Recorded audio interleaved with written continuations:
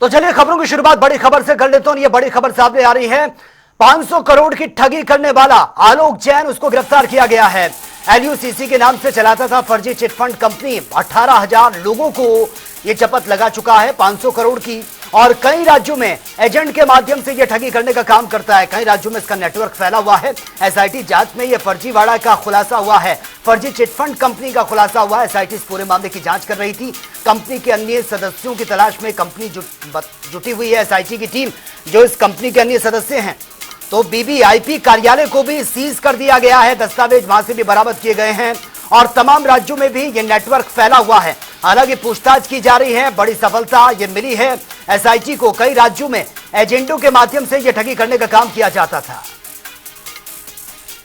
और हमारे जो अन्य राज्य हैं वहाँ पर LUCC के कंपनी बना करके कई हजार लोगों को उसमें जोड़ करके कई हजार रुपए का इन्वेस्टमेंट करा करके कराने वाली ये कंपनी है, जो कि फर्जी तरीके से और कुटरचित तरीके से दस्तावेज आकर्षक जो है प्रलोभन दे करके यह काम करने वाली एक कंपनी के रूप में इनके सभी राज्यों में अलग अलग जिलों में इनके एजेंट हैं जो कि ये काम करते हैं। उसी में जो हमारे ललितपुर जनपद का जो मुख्य सरगना है, जिसका नाम आलोक जैन है, जिसके ऊपर हम लोगों ने 25,000 रुपये का इनाम घोषित किया हुआ था, उसको आज अरेस्ट किया गया है और उसको अरेस्ट करके उसको जेल भेजा जा रहा है।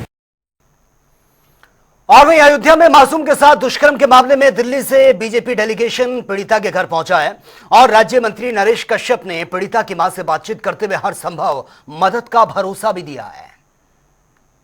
योगी की सरकार, मोदी की सरकार ने इस घटना को गंभीरता से लिया है और प्रतिनिधिमंडल पूरी घटना की जानकारी लेकर इसकी रिपोर्ट पार्टी हाईकमान को करेगा। हम प्रदेश की जनता को और बच्ची के परिवारजनों को आश्वस्त करना चाहते हैं कि मोदी और योगी की सरकार में ऐसे दुर्दांत अपराधियों को मिट्टी में मिलाने में हमारी सरकार कोई कमी नहीं छोड़ेगी।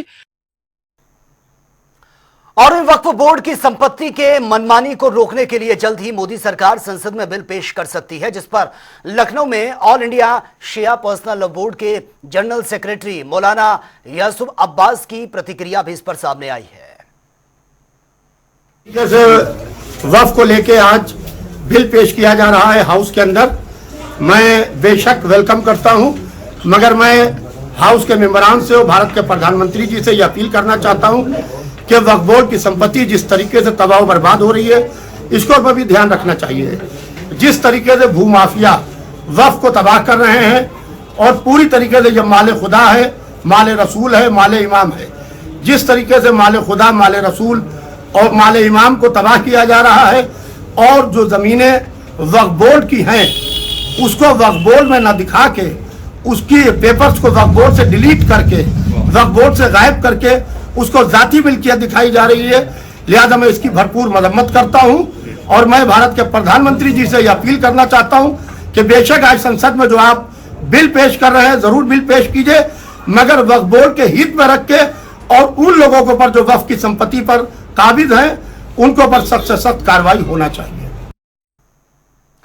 बरेली ऑफ इंडिया मुस्लिम जमात के राष्ट्रीय अध्यक्ष मौलाना मुफ्ती शाहबुद्दीन रजवी बरेलवी का बयान सामने आया। उन्होंने कहा कि केंद्र सरकार वक्फ बोर्ड की संपत्ति के मनमानी को रोकने के लिए जल्द ही एक बिल ला सकती है और सही मायने में वक्फ बोर्ड अपना काम करता है। पूरे देश के मुसलमान में विकास साफ तौर पर नजर भी आ सकता था। कानून बनना चाहिए और ऐसा कानून बने जिसमें हमारे बुजुर्गों ने जिस मकसद के लिए इन संपत्तियों को वक्फ किया था कि यतीमों की किफालत होगी, बेवाओं की मदद होगी, गरीब मिस्कीन बच्चों की तालीम और तरबियत का इंतज़ाम होगा, मदरसे स्कूल कॉलेज खोले जाएंगे, इनके ज़रिए तालीम और ताल्लुम का इंतज़ाम होगा। इस मकसद को पेश नज़र रख करके नया कानून बनना चाहिए और उसमें इतनी सख्त शिकें हों जिसकी वजह से वक्फ बोर्ड के अधिकारी, चेयरमैन, मेंबरान भू माफियाओं से सीटिंग करके उस जमीन पर कब्जा न कर सकें और वो जमीन आज़ाद रहे, स्वतंत्र रहे और उसकी आमदनी से मुसलमानों की तरक्की और फलाह बहबूद पर काम हो। चलिए खबरों में आगे बढ़ते हैं। मऊ में राष्ट्रीय लोकदल के राष्ट्रीय प्रवक्ता अनिल दुबे ने बड़ा बयान दिया है। उन्होंने कहा कि विधानसभा चुनाव 2027 में आरएलडी एनडीए के साथ चुनाव लड़ेगी और इस उपचुनाव में भी आरएलडी एनडीए के साथ ही मजबूती के साथ चुनाव भी लड़ेगी। एनडीए के साथ हैं तो स्वयं क्यों लड़ेंगे, सब लोग मिलकर के लड़ेंगे। अभी उपचुनाव है 10 सीटों पर, 10 सीटें मिलकर के लड़ेंगे और एक फिर से जीतेंगे। आज मऊ में आपका आना हुआ, किस प्रकार का? देखिए, मऊ में आज पार्टी कार्यालय का उद्घाटन था। पार्टी के पदाधिकारियों से, कार्यकर्ताओं से संवाद का कार्यक्रम था। पूर्वांचल में राष्ट्रीय लोकदल के राष्ट्रीय अध्यक्ष माननीय जयंत चौधरी जी की इच्छा है, वो चाहते हैं कि पूर्वांचल में हमारा संगठन जो पहले मजबूत रहा है वो फिर से मजबूत हो। यहाँ के कार्यकर्ताओं को, यहाँ के लोगों को संगठन मजबूत करने के, यहाँ के मुद्दों को, जो स्थानीय मुद्दे हैं उनको लेकर के, जो उनको संकलित करके उनकी जो भी समस्याएं हैं उनका निदान कराया जाए। तो हम अपने संगठन को मजबूत करने के लिए हमारा अभियान चल रहा। हम पूरे उत्तर प्रदेश में, खासतौर पर पूर्वांचल में, बुंदेलखंड में और मध्य उत्तर प्रदेश में हम लोग अभियान चला रहे हैं। अपने संगठन की समीक्षा कर रहे हैं, कार्यकर्ताओं से संवाद कर रहे हैं। उसी श्रृंखला में आज मऊ में कार्यकर्ताओं के साथ, पदाधिकारियों के साथ संवाद है और कार्यालय का उद्घाटन है। और इसके पहले अभी आजमगढ़ में भी जो है पार्टी कार्यकर्ताओं के बीच हम रहे, अधिवक्ताओं के बीच में रहे, उनसे भी संवाद हुआ। तो पूर्वांचल चूंकि राष्ट्रीय लोकदल के संस्थापक स्वर्गीय चौधरी साहब के साथ, चौधरी चरण सिंह जी के समय बहुत मजबूत रहा है। अब उस मजबूती की तरफ हम लोग फिर से पुनः चाहते हैं कि राष्ट्रीय लोकदल मजबूत हो। यूपी में फिर से उपचुनाव होने जा रहा है, क्या लग रहा है कि आने वाले समय में उपचुनाव में एनडीए से मिलके आप लोग अपना चुनाव लड़ेंगे? हाँ, एनडीए में है तो एनडीए के साथ ही रहेंगे, एनडीए के साथ मिल करके लड़ेंगे। 10 सीटों पर है, एनडीए में रह करके 10 सीटों पर मजबूती के साथ काम हो रहा है। और हमारे राष्ट्रीय अध्यक्ष माननीय जयंत चौधरी जी ने पार्टी के लोगों को निर्देशित किया है कि 10 सीटों पर प्राणपण से लगिए और 10 सीटें जिता करके जो है देनी है।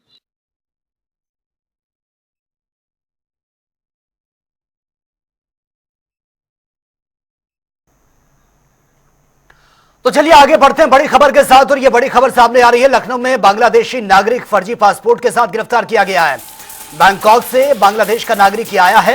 अमौसी एयरपोर्ट में चेकिंग के दौरान इसको पकड़ा गया है। इमिग्रेशन अधिकारियों ने सरोजनी नगर पुलिस को इन्फॉर्म कर दिया है। फिलहाल इसकी तलाशी की जा रही है, पूछताछ इससे की जा रही है। बांग्लादेशी बताया जा रहा है जिसको पूछताछ की गई है और बताया जा रहा है कि फर्जी पासपोर्ट इसने तैयार किया था और उसके बाद यह भारत में एंटर हुआ है। बांग्लादेश का नागरिक ये बताया जा रहा है। फिलहाल इससे पूछताछ की जा रही है। फर्जी पासपोर्ट इसके पास से बरामद किया गया है और लगातार इससे पूछताछ की जा रही है। चलिए आगे बढ़ते हैं। गोरखपुर के कस्तूरबा गांधी विद्यालय के छात्रावास में रह रही छात्राओं को वार्डन द्वारा बेरहमी से पीटने का एक वीडियो सामने आया है और वीडियो में छात्राएं चीखती हुई, चिल्लाती हुई नजर आ रही हैं। वार्डन दनादन डंडे बरसा रही हैं और वीडियो वायरल होते ही अधिकारी हरकत में आ गए हैं। वहीं बीएसए ने जांच के आदेश दे दिए हैं। मासूम छात्राओं ने केवल वार्डन से डाइट चार्ट के अनुसार खाना मांगा था। वार्डन को गुस्सा आ गया। वार्डन ने पूरी तरीके से तुगलकी सजा उन बच्चों को दिया, यानी कि उन मासूम छात्राओं के हाथ और पीठ पूरी तरीके से डंडे से पीट कर लाल कर दिए। जी हां, आपको बता दें, गोरखपुर के खजनी कस्तूरबा विद्यालय के आवासीय विद्यालय में एक वार्डन अर्चना पांडे ने बेरहमी की सारी हदें पार कर दी और छात्राओं को बेरहमी से पीटा। छात्राओं का बस इतना कसूर था कि वो डाइट के अनुसार खाना मांग ली। आपको बताते चलें कि एक वीडियो तेजी से वायरल होने लगा। वायरल होने के बाद बीएसए ने पूरी तरीके से इसको संज्ञान लिया और संज्ञान लेने के बाद थानेदार को उसका स्कूल में भेजा। आपको बताते चले कि थानेदार ने बुला के बकायदे उस वार्डन से पूछताछ की, लेकिन सबसे बड़ी बात है कि इस वीडियो में साफ साफ दिख रहा है कि किस तरीके से अर्चना पांडे जो वार्डन है छात्राओं के पीठ और हाथ को पूरी तरीके से पीट कर लाल कर दी, लेकिन अभी तक इस पे कोई भी कार्रवाई नहीं हो सकी है। वहीं बीएसए से जब बात की गई तो बीएसए ने टेलीफोन पर यह तो बताया कि खबर सही है, लेकिन वो कैमरे में के सामने आने से पूरी तरीके से कतरा रहे हैं। फिलहाल अब आने वाला समय ही बताएगा कि इस वार्डन के खिलाफ कब और कितने समय बाद कार्रवाई होगी। सुभाष गुप्ता, जनता टीवी, गोरखपुर। संगम नगरी प्रयागराज में तमाम शिव मंदिरों की अलग अलग पहचान है, मान्यताएं हैं और इसी प्रकार ही मुट्ठीगंज में एक ऐसा शिव मंदिर है जहां पर लोग बंद किस्मत का ताला खोलने के लिए मंदिर में ताला बंद करते हैं और मन्नत पूरी होने के बाद इस ताले को खोला जाता है। ये रिपोर्ट आप देखिए। संगम नगरी प्रयागराज में लगातार हम आपको सावन में शिव मंदिरों के बारे में बता रहे हैं। सबसे पहले हम आपको जहां मनकामेश्वर लेके गए, फिर सोमेश्वर महादेव, फिर तक्षक तीर्थ और आज हम प्रयागराज के मुट्ठीगंज में नाथेश्वर नाथ मंदिर में है। इस नाम मंदिर का एक और नाम प्रसिद्ध है, ताले वाले शिव जी का मंदिर। जी हाँ, इस मंदिर की ये भी मान्यता है कि यहाँ पर ताला लोग बांधते हैं और लगाते हैं और जब उनकी मन्नतें पूरी होती हैं तो वो यहाँ से ताला खोलते हैं। ये मंदिर प्राचीन है और करीब 500 साल से भी ज्यादा पुराना ये मंदिर है, हजारों साल, जहाँ लोग आते हैं और शिव जी की पूजा और आराधना करते हैं। और सबसे बात ये भी है कि यहाँ पर जो लेख हैं, यहाँ पर कुछ फारसी में भी लिखे हुए हैं और यहाँ पर जिस तरह से ये पूरी आप देख सकते हैं, जो यहाँ मंदिर का जो हिस्सा है करीब 5 फीट नीचे है और यहाँ जो फारसी में सारी चीजें लिखी हुई है, इससे पता चलता है कि किस तरह से ये मंदिर पुराना है और इसका कितना महत्व है और इसका वर्णन कई पुराने ग्रंथों में भी है। फिलहाल यहाँ पर मंदिर के पुजारी भी हैं, हम उनसे भी बात करेंगे इस मंदिर के बारे में। महाराज जी बताइए कि जिस तरह से मंदिर की शिवलिंग है क्या खास है और इसमें जो लेख हैंगे जिस तरह से फारसी में लिखा, क्या पूरा इतिहास है? देखिए, जो शिवलिंग आप दर्शन कर रहे हैं, ये शिवलिंग भगवान शिव के नाथों के द्वारा स्थापित है। इंसानों के पहले एक दुनिया देवताओं की थी, देवों की थी, देवों के पहले एक दुनिया नाथों की थी। उस दुनिया की स्थापित ये शिवलिंग आप दर्शन पा रहे हैं। तत्पश्चात पूजन कार्य चलता रहा। उसके बाद कोई एक इनका मानने वाला हुआ, जो कि आज से 1000-1500 वर्ष पूर्व कोई राजा रहा होगा मुगल काल का, जिसने उसकी कुछ मनोकामना हुई, जिसने इस शिवलिंग को, इस भव्य इमारत, भव्य मंदिर का स्वरूप दिया। उस दौर से ये मंदिर यहाँ स्थापित है। विगत 25-30 वर्षों से हम मेहनत करते चले आ रहे हैं। आज उस मेहनत का नतीजा ये है कि इतने ताले इस मंदिर में आपको देखने को मिल रहे हैं। लोगों की मनोकामनाएं प्रतिदिन पूर्ण हो रही हैं। प्रतिदिन 300-400 ताले लोग लगा कर जा रहे हैं। और चूंकि आप आए होंगे तो आपने देखा होगा कि मेन रोड से 100 मीटर 150 मीटर अंदर, गली के अंदर मंदिर है, फिर भी लोग पूछते हुए बाबा की भक्ति, बाबा की दीवानगी में चले आ रहे हैं। ये भी कहा जा रहा था कि जब यहाँ पर मार्बल लगाया जा रहा था और मंदिर का कंस्ट्रक्शन होता, नीचे पहाड़, क्या? हाँ, देखिए, जब हमने यहाँ पे, आप नीचे आप दिखा सकते हैं कैमरे के माध्यम से कि ये जमीन का निर्माण कार्य कराया गया मार्बल का, तो और ये नंदी बाबा का हमने पूरा जीर्णोद्धार कराया था। उनके नीचे से हमें कम से कम इतने बड़े बड़े शिले, पत्थर के शिले हमें प्राप्त हुए, तो हमने उनको फिर पुनः उसी तरह जमींदोज करा के बाबा का निर्माण करा दिया। और हमारी मान्यता ये है, क्योंकि ये मंदिर नाथों के द्वारा या नाथ संप्रदाय से स्थापित है, तो हमारे सूबे के मुखिया माननीय योगी आदित्यनाथ जी स्वयं नाथ संप्रदाय के एक पीठाधीश्वर हैं, महामंडलेश्वर हैं। तो मैं, और चूंकि हमारे सूबे के मुखिया हैं, तो मैं उनसे एक पुजारी की हैसियत से, एक बाबा के मानने वाले की हैसियत से, एक आम जनमानस की तरफ से मैं उनसे गुजारिश करता हूं कि इस प्राचीन ऐतिहासिक मंदिर का एक पुरातात्विक सर्वे, ASI सर्वे कराकर इसे पर्यटन का दिव्य स्वरूप देने की कृपा करें। हम अपने समिति की तरफ से, नाथेश्वर महादेव मंदिर की तरफ से उनके शुक्रगुजार रहेंगे। तो देखिए, ये जो मंदिर के पुजारी जिन्होंने बताया, हजारों साल पुराना ये मंदिर है और यहाँ अपनी मनोकामना लेकर लोग आते हैं और ताले लगाते हैं और जब वो पूर्ण हो जाती है तो ये ताले खोलकर चले जाते हैं। और हजारों वर्ष पुराना ये मंदिर बताया जा रहा है और नाथ संप्रदाय के द्वारा, ऐसा पुजारी का कहना है यहाँ के स्थापित किया गया है और इसका ASI सर्वे होना चाहिए और इसको पर्यटन में भी शामिल करना चाहिए। फिलहाल इस मंदिर में लोग आते हैं और भोले बाबा की पूजा अर्चना करते हैं, अभिषेक करते हैं और सावन के महीने में इसी तरह लोगों की यहाँ भीड़ लगती है। जनता टीवी के लिए सैयद मोहम्मद आमिर, प्रयागराज। और अब बात होगी तमाम खबरों के ताबड़तोड़ अंदाज में। इटावा में डबल डेकर बस और कार में जबरदस्त टक्कर, बस अनियंत्रित होकर एक्सप्रेस से नीचे जा गिरी है। हादसे में बस और कार में सवार 7 यात्रियों की मौत, कई घायल।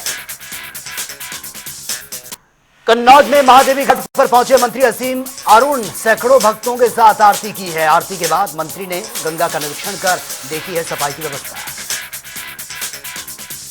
तो लखनऊ में रीलबाजों को पुलिस की नसीहत, रील की आड़ में की हुड़दंगबाजी तो पड़ेगा भारी। पुलिस ने मौके पर 5 बाइक और एक कार को सीज कर दिया। और रायबरेली में शराब के नशे में युवक ने की है युवती से छेड़छाड़, युवती के शोर मचाने पर आरोपी युवक मौके से फरार। ऊंचाहार कोतवाल ने जांच कर कार्रवाई का आश्वासन दिया। फर्रुखाबाद में हाईवे पर बाइक गड्ढे में गिरने से 3 कांवड़ियों के घायल होने की खबर। शाहजहांपुर से पाचाल घाट पर गंगा जल भरने आ रहे थे कांवड़िए। बुलंदशहर में नाबालिग ने दिया बेटी को जन्म, मां ने बच्चे को फेंका। जिला अस्पताल में बच्ची को जन्म देकर भाग रही थी नाबालिग, अस्पताल स्टाफ ने पकड़ा। फर्रुखाबाद में संदिग्ध परिस्थितियों में अधेड़ की लगी है गोली। राष्ट्रीय लोक दल के प्रदेश महासचिव समेत करीब 4 लोगों पर गोली मारने का आरोप। मामले की जांच में जुटी है पुलिस। झांसी में 2 आरोपियों ने भाई बहन पर फेंका है मिर्ची पाउडर, छीना है मोबाइल। पुलिस ने कार्रवाई करते हुए किया गिरफ्तार। उन्नाव में मोबाइल चोरी के शक में नाबालिग को तालिबानी सजा। सोशल मीडिया पर जमकर वायरल हो रही है फोटो और वीडियो। बाराबंकी में प्रेम प्रसंग के चलते युवक की हत्या का मामला। चाचा ने युवक को उतारा मौत के घाट, भतीजी से बात करता था लड़का। इटावा के पुलिस और बदमाशों के बीच मुठभेड़ की खबर। पुलिस गिरफ्त में है 2 बदमाश। बदमाशों के पास से लूट की 11 मोबाइल और बाइक, तमंचा, कारतूस बरामद। बुलंदशहर में अस्पताल परिसर के बाहर मासूम बच्चे को बेचने निकली थी महिला। पति की दूसरी शादी से पीड़ित है महिला। लोगों ने पुलिस को इन्फॉर्म किया। फतेहपुर में बीजेपी सांसद ने पत्नी बच्चों समेत दिया धरना। पुलिस पर पैसा लेकर कार्रवाई न करने का आरोप, मारपीट करने का भी आरोप लगा दिया। बाराबंकी में 2 पक्षों में चले लाठी डंडे, जमकर हुई है मारपीट। वीडियो सोशल मीडिया पर वायरल। एटा में ज्वेलर्स की दुकान से लाखों की चोरी, भारी मात्रा में सोना चांदी बरामद। घटना सीसीटीवी कैमरे में कैद। एटा में ट्रक ने बस को मारी है टक्कर। हादसे में बस खड्ड में जा गिरी है। 11 लोग के घायल होने की खबर। 2 की हालत नाजुक, अस्पताल में भर्ती। जांच में जुटी है पुलिस। रायबरेली में दबंगों की दबंगई सामने आई है। घर में घुसकर मारपीट का मामला। वीडियो के आधार पर जांच में जुटी है पुलिस। बाराबंकी में चोरों के हौसले बुलंद हैं। बैटरी रिक्शा चालक को बनाया निशाना। नकदी समेत ऑटो पर हाथ साफ किया। पीड़ित की तहरीर पर कार्रवाई शुरू। उन्नाव में ट्रक ने बाइक सवार 3 युवकों को रौंद दिया है। हादसे में 2 की मौत, 1 की हालत नाजुक। ट्रक ने बाइक सवार 3 युवकों को रौंदा। हाथरस में एयरफोर्स ट्रेनिंग पूरी करके लौटे अग्निवीर का हुआ भव्य स्वागत। पूरे गांव में खुशी का माहौल। फर्रुखाबाद में बेसिक शिक्षा अधिकारी ने 2 प्रधान अध्यापकों को किया निलंबित। डीएम को निरीक्षण के दौरान मिली थी कई कमियां। अलीगढ़ में 2 पक्षों में मारपीट का मामला। महिला समेत 4 लोग घायल। पीड़ित ने गंभीर आरोप लगाए। फर्रुखाबाद में पानी भरे गड्ढे में मिला है महिला का शव। सूचना पर पहुंची है पुलिस। मामले में जांच पड़ताल शुरू।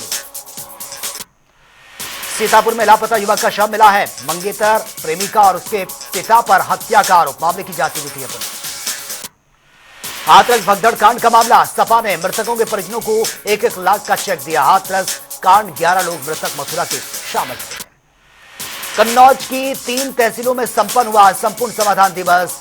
एडीएम आशीष कुमार ने सुनी है समस्याएं। सैकड़ों फरियादियों की समस्याओं को सुना। प्रार्थना पत्र देकर उनका दर्द सुना गया।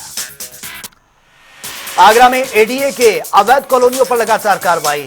ताजगंज क्षेत्र में विकसित की जा रही है कॉलोनियों को किया गया ध्वस्त। 10 बीघा के अवैध कॉलोनियों को ध्वस्त करने का काम किया जा रहा है। बुलंदशहर में दबंगों के हौसले बुलंद है। घर में घुसकर धारदार हथियार से हमला। घायल के भाई ने 3 लोगों के खिलाफ तहरीर देकर मुकदमा दर्ज करवाया। अयोध्या पहुंचे हैं प्रभारी मंत्री सूर्य प्रताप शाही। गैंगरेप पीड़िता से सूर्य प्रताप शाही ने की मुलाकात। आरोपियों पर सख्त कार्रवाई की जा रही है।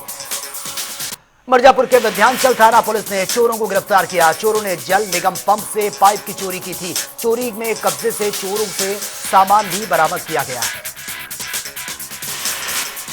एटा में जलेसर तहसील दिवस बना है मजाक। कुछ विभागीय अधिकारी मोबाइल में व्यस्त तो कुछ नींद में व्यस्त। नवागत एसडीएम तहसीलदार और सीओ ने सुनी फरियादियों की समस्या। बाराबंकी में तालाब में शव मिलने से गांव में हड़कंप मच गया। मृतक काफी दिन से चल रहा था बीमार। पुलिस ने शव को कब्जे में लेकर पोस्टमार्टम के लिए भेजा। अमेठी में लापता युवती की घर में बाहर छोड़कर फरार हुआ है युवक। युवती को गर्म तेल से जलाने पर परिजनों ने युवक पर लगाया यह आरोप। युवती का अस्पताल में इलाज चल रहा है। फतेहपुर में विधवा पेंशन लेने के लिए पहले पति को मृत घोषित किया। राशन का यूनिट बढ़ाने के लिए पति का नाम राशन कार्ड में शामिल करवा दिया। जिला पूर्ति विभाग ने राशन कार्ड निरस्त करने की प्रक्रिया शुरू की।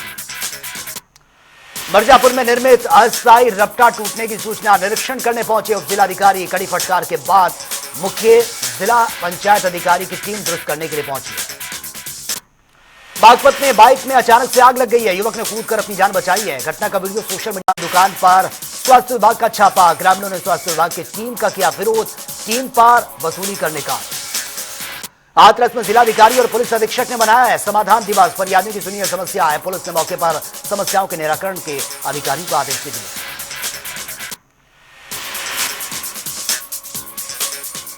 तो फिलहाल इस बुलेटिन में मेरे साथ इतना है, लेकिन तमाम खबरों के लिए आप बने रहिए जनता टीवी के साथ। नमस्कार।